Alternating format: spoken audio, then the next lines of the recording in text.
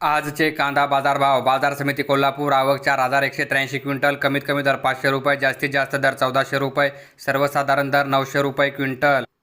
बाजार समिती अकोला. आवक 645 क्विंटल. कमीत कमी दर 500 रुपये. जास्तीत जास्त दर 1,300 रुपये. सर्वसाधारण दर 900 रुपये क्विंटल. बाजार समिती मुंबई. आवक 20,461 क्विंटल. कमीत कमी दर 800 रुपये. जास्तीत जास्त दर 1,400 रुपये. सर्वसाधारण दर 1,100 रुपये क्विंटल.